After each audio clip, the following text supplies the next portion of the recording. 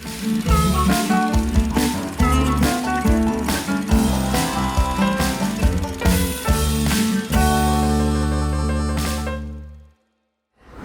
Lauren Manuel McShane, and I'm here with the founder of Truth Coffee, David Dundee. How are you, David? Good, and yourself? I'm great, thank you.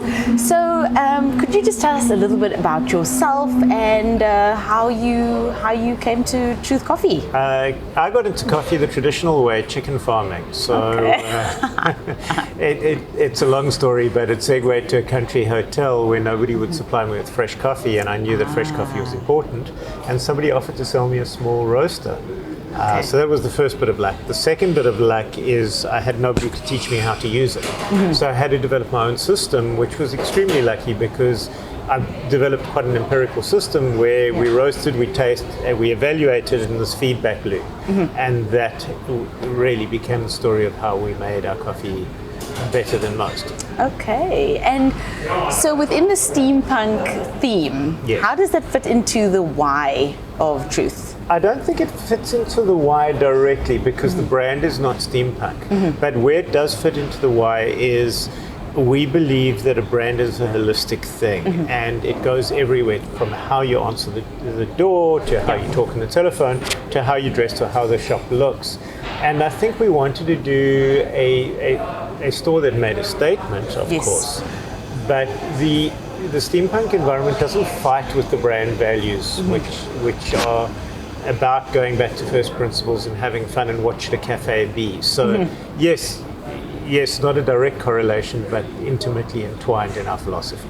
Okay, so let's go back to the beginning. What was it like to start Truth Coffee? Why this building, and what was it like in the beginning? Some of the trials, the tribulations of starting an incredible coffee brand in Cape Town. So why this building and why steampunk comes back to conversation with the designer and an unrelated project. We were walking through Cape Town's V&A waterfront, and he turned to me and he said, "You know what you are, David?" And I went, "What?" And he went, "Steampunk." And in that moment of epiphany, I had to find a building that I could build a steampunk cafe in. And after a year's search, this was it. It took a year to build this, and we built it around this amazing coffee roaster, and that's a story in itself. So I stripped the roaster down, rebuilt it.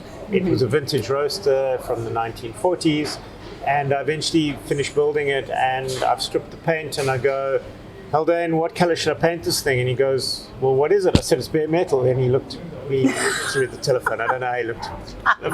He said, telephone, I could see his eyebrows doing that thing, and I went, "Oh, okay, I get it. Yeah, we're not painting that at all." And I think that was the journey, but beyond that, it took a year to fit out.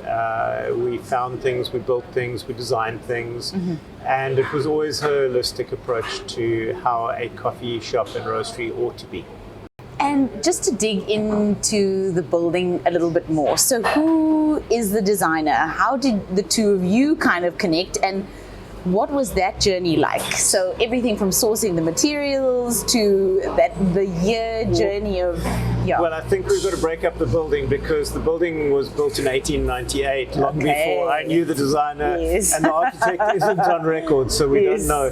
But the building goes back even further than that. So in the late 1800s, this area was where the ox wagons were being supplied for the Great Trek up to the Kimberley diamond mines. In fact, if you go up the corner, you've got the Kimberley Hotel. That's why it's called the Kimberley Hotel.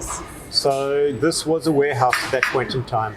But if you look at the back of the building and you see the stone construction even older than that, clearly this was a repurposed building by the Victorians.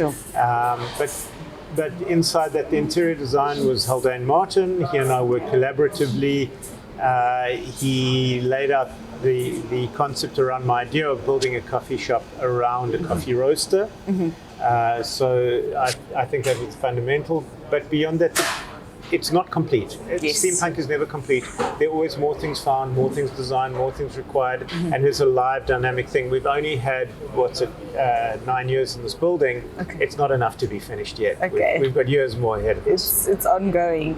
And what is the, obviously Truth has become such an iconic spot in Cape Town, but for you, what has been some of the response from everyone from Capetonians to design magazines to what are some of the highlights that you kind of I think remember? It was interesting because we opened up in the space and Capetonians said, another nice coffee shop. And then we went viral in design magazines, and then we got The Guardian and Telegraph calling us the best coffee shop in the world. And suddenly it was, that's always been my favorite. And that's always been the place. And you know, that was 3 or 4 years down the line. And suddenly we were an overnight success. I always love overnight successes. They always take years. Of course.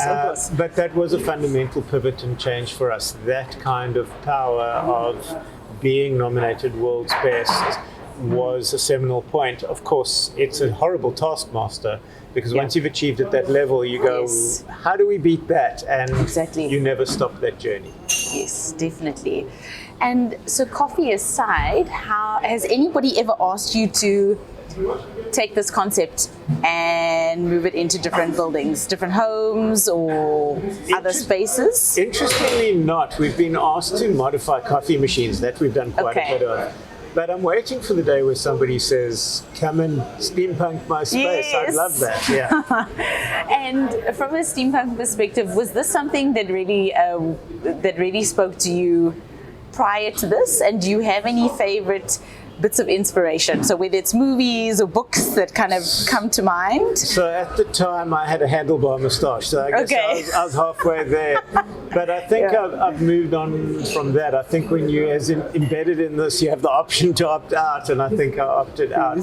But there are inspirations. I mean, the OG in steampunk is Jules Verne, you know, and I think that's what steampunk is. It's Victorian futurism. It's science fiction from a Victorian person's perspective. But I think the ultimate cinematographic expression of steampunk for me was Wild Wild West, where they just had so much fun with the theme and broke all the rules. Yes, definitely. And speaking about film, have you had any films or ads that have been shot here? Maybe many, but very many. I mean, my favorite ones are the ones that don't relate to the space but relate to the coffee, like Somebody Feeds Phil when he did his Cape Town excerpt, had a piece on us. But we have been used in many ads, usually quite anonymously and because of the textures in the building. And it probably is a significant source of income on our books. Very, very cool. And just the last question, so going forward, where do you see Truth Coffee going? What is it that you would like to see for the brand? So we're having a lot of fun with coffee still, but COVID changed the way we have to operate. So where before a lot of our income was from tourists coming to Cape Town, we've now had to look at how we go to the world. And we've been building a 2-ingredient sugar-free chocolate with no rubbish in it at all. It's just chocolate and milk or chocolate and oats in the vegan version. And very nice. That is a lot of fun. Very, very nice. And that's a completely different theme. That's called minimalist. So the exact opposite end of the spectrum. Very cool. And so that is that a product that can be purchased online on your website? So where can we find you online? Truth.capetown or minimalistchocolate.com. Very nice. But it's been so wonderful talking to you, Thank David. You. Fun talking to you too. Yes, I'm excited to wander around the space again. It's been a while since I've been here. It's lots of good fun. Yeah, awesome.